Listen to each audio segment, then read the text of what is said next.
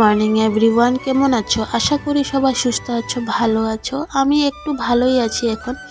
তো তোমাদের সবাইকে জানাই নতুন একটা ব্লগের সাথে অনেক অনেক ওয়েলকাম আর অনেক অনেক ভালোবাসা। তো এখন সকাল বাজে হলো 7:30।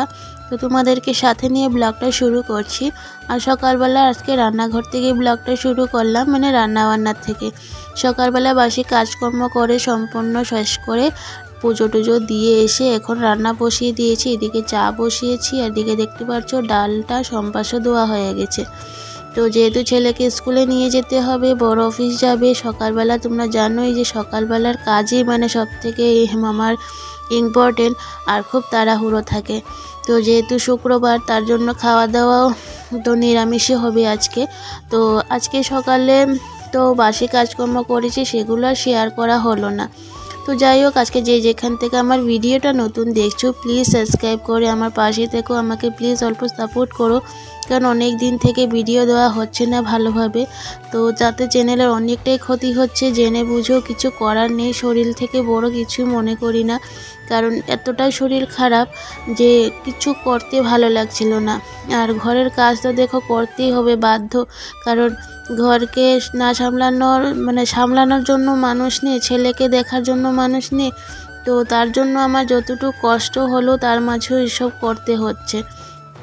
তো বলে না, একটা মেয়ের জীবনটা সত্যি পুরোটাই পাল্টে যায় যখন বিয়ের আগের কথা বলছি, যখন মেয়ে ছিলাম তখন যত অসুখ আসতো, যাই হতো, কিছু একটা হলেও কোনো দিনও কোনো কাজও করতে হতো না, সব কিছু বিছনার সামনে পেয়ে যেতাম। কিন্তু এখন এমনটাই হয়েছে যে যতই অসুখ থাকুক আর যতই যা কষ্ট হোক, সব অসুখ বিসুখ বা ঝড়ঝাপটার মধ্যে নিজের সংসারটাকে আগে ম্যানেজ করে রাখতেই হচ্ছে। কারণ বাচ্চাকে তো আমাকে দেখতেই হবে, বাচ্চাকে তো আর দেখার মতো কেউ নেই যে কেউ দেখবে বা কেউ খাওয়াবে। তো তার জন্য রান্নাবান্নাটা করতেই হচ্ছে। তো যাই হোক, নিজের কাজকর্মগুলো, নিজের দায়িত্বগুলো যতই কষ্ট আসুক আর বাধা আসুক, তার মধ্যে চেষ্টা করি নিজের সংসারটাকে যাতে সুন্দর করে রাখতে পারি। আর এদিকে আমি ছেলেকে স্কুলে দিয়ে এসে এখন আবারও দেখতে পাচ্ছ ঘরটা ঠিকঠাক করছি। সকালবেলা না আর বিছনা গুছানো, ঘর গুছানো হয় না, যেহেতু রান্নাবান্নার দিকে চলে যেতে হয়। রান্নাবান্না সম্পূর্ণ কমপ্লিট করে ছেলেকে খাওয়ানো, রেডি করানো, স্কুল নিয়ে যাওয়া, টিফিন করা, এইসব করতে করতে সময় চলে যায়। তো তার জন্য ঘর আর গুছানো হয় না। তো সকালবেলা এখন ছেলেকে স্কুলে দিয়ে এসে এখন বিছনাটা তুলে নিচ্ছি। আর এদিকে এখন ঘরে অল্প মোছামুছিও করব। তো রান্নাবান্নাটা কমপ্লিট হয়ে গেছে আর একসাথেই রান্নাটা করে নিয়েছি। তোমরা দেখেইছিলে, ডাল করেছি, একটা সবজি করেছি, পনিরের ঝোল করেছি, আর বেগুন ভাজা পরে করব। তো আজকে দুপুরবেলা এগুলোই খাওয়া দাওয়া হয়ে যাবে। আর এখন আর তো আর এগুলো কিছু রান্নাবান্নার কিছু করব না। রাত্রেবেলা যদি কিছু প্রয়োজন পড়ে তবে করব।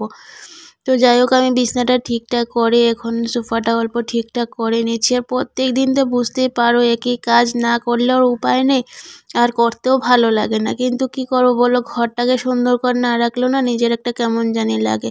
আমার যতই অসুখ থাকুক, আমি নিজে চেষ্টা করি যাতে আমার ঘরটা সুন্দরভাবে থাকে, কারণ ঘরটা এলোমেলো থাকলে, নোংরা থাকলে আমার নিজেরই ভালো লাগে না। তো যাই হোক, আমি ঘরের সব কিছু ঠিকঠাক করে নিলাম। আর আজকে সকালবেলা ছেলেকেও স্কুলে দিলাম। ও খেতে চাইছিল না, খুব জোর জবরদস্তি করে জাস্ট একটু খাওয়ানো হয়েছে। আজকে ভাতটা তেমনটা খায়নি। তো টিফিনও দিয়েছি, কিন্তু টিফিনও খাবে কি না জানি না। আসলে ছেলেরও শরীরটা ঠিক নয়, তো তার জন্য অনেক কাশি হয়ে গেছে ওর, যে কাশিটা কমছে না। এত ওষুধ খাওয়াচ্ছি, অনেক কিছু খাওয়াচ্ছি, তারপরও কাশিটা এখন পর্যন্ত কমছে না। আর ছেলে কি বলো তো, এই যে ঠান্ডাটা একটু পড়েছে না, সেটা ও সোয়েটারটা পরবে না, প্যান্টটা পরবে না, লং গরম প্যান্ট পরবে না, মোজা পরবে না। তো এইসব করে আর ওর ঠান্ডাটা আরও বেশি লাগছে। যদি এইসব ঠিকঠাক রাখতো হয়তো কাশিটাও এতদিনে কমে যেত, কিন্তু তার কারণে কাশি আর কমছে না। তো আমি এদিকে দেখতে পাচ্ছি ঘরের গুছগাছ করে এখন ঘরের জিনিসপত্রগুলো মুছামুছি করে নিয়েছি, যেটা রেগুলার আমার প্রত্যেক দিন, আমি সেগুলো না করলে আমার ভালো লাগে না। আর প্রত্যেক দিন না মুছলে না, কেন জানি না, পুরো ঘরের মধ্যে জিনিসপত্রতে একদম এমনভাবে ধুলো পড়ে থাকে, দেখতে মনে হয় কি কেউ একটা পাউডার ছড়িয়ে রেখে দিয়েছি, একদম সাদা সাদা হয়ে থাকে চারিদিকটা।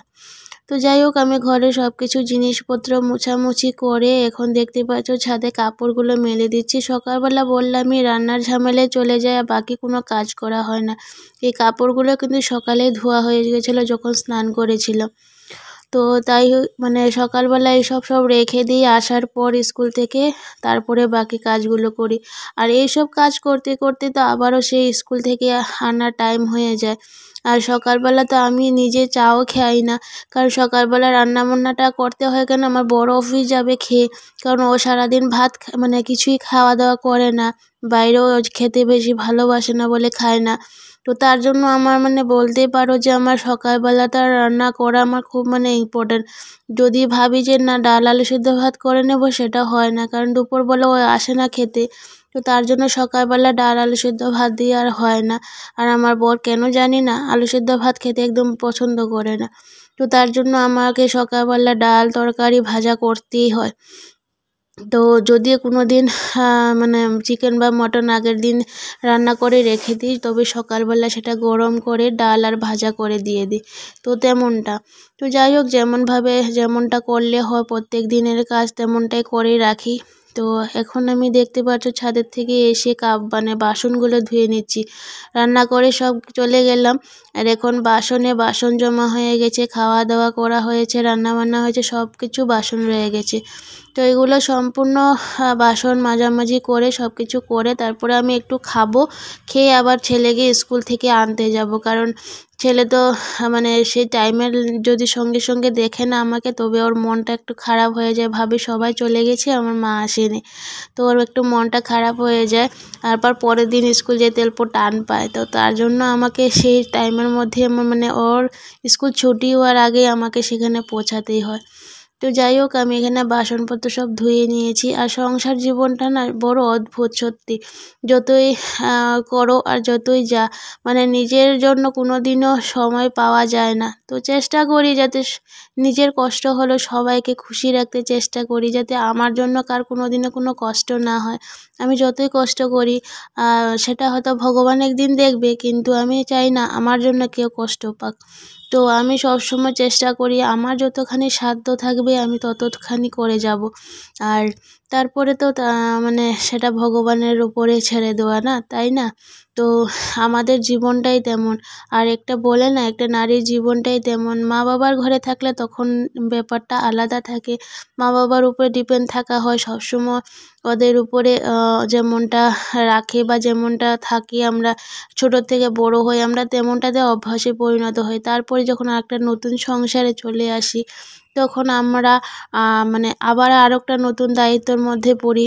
তখন আমাদের হয়তো প্রথম ম্যানেজ করতে বা নিজের দায়িত্বগুলো নিজে বুঝিয়ে নিতে মানে অল্প হয়তো টাইম মানে প্রয়োজন হয় বা অনেকটা দরকার। তো যার কারণে হয়তো অনেক সময় মানে মানে প্রথম হয়ে থাকে, সবার ক্ষেত্রেই হয়ে থাকে।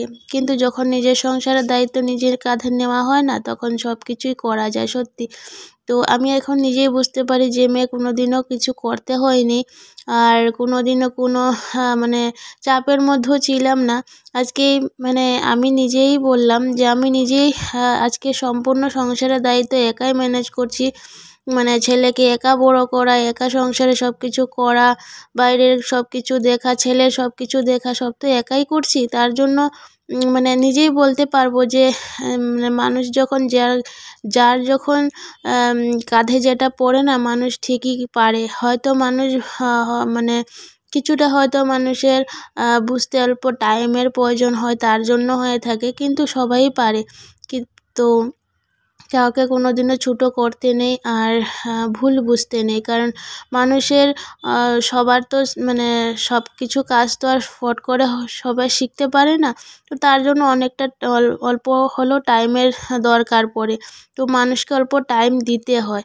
তো যাই হোক, আমার অনেক কথা বলতে বলতে আজকে ব্লগটা বন্ধুরা এখানে শেষ করছি। কেমন লাগলো অবশ্য কিন্তু কমেন্ট করে জানাবে। ভালো লাগলে প্লিজ চ্যানেলটাকে সাবস্ক্রাইব করে আমার পাশে থাকার অবশ্যই একটা করে কমেন্ট করো।